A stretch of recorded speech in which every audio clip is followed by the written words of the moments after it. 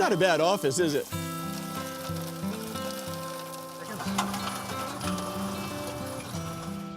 In the few years since Tall Petty left his desk job and started oyster farming full-time, he's found a lot to love about his new line of work. Namely, that it doesn't feel like work. Probably because it didn't start out as a job. This is a classic hobby grown amok. Tall's family has owned Tranquility Farm since the 70s. The 300-acre property sits on the bank of the Patuxent River in St. Mary's County. Over the years, they raised grass-fed cattle and other livestock, but it was always more of a weekend retreat than a serious farming operation. That is, until Tall started oyster gardening under the dock. I started with 3 floats and went to 6 and 12 and 24 and had some parties to eat all the oysters that we were growing, and friends, foodie friends from the city said, hey, these are pretty good oysters. Since then, a bona fide oyster operation has developed alongside the family's beef cattle. At any one time, more than 1 million oysters occupy Hollywood Oyster Company's 4-acre lease. All of it, from harvesting to processing and packaging, operates off solar energy.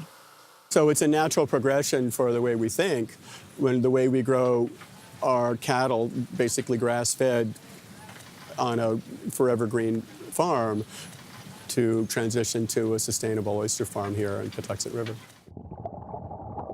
Sustainable because oysters thrive on algae, and there's plenty of it in the Chesapeake Bay and its tributaries, like the Patuxent.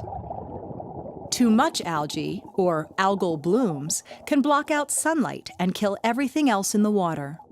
Blooms are fueled by nutrient runoff from farms, fertilizer from lawns, and runoff from urban areas. As of 2016, oyster farms occupied about 5,900 acres in Maryland, all of them teeming with nature's most efficient filter. But before they hit the river, these oysters get their start on Tall's Dock, also known as the nursery. We get 1 million oysters, they fit in a gallon container.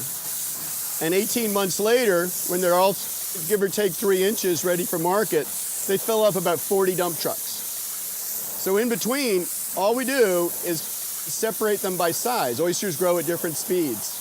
You can almost see there's like a growth line there. James Tweed is Hollywood's dock manager. That's all new growth from this spring.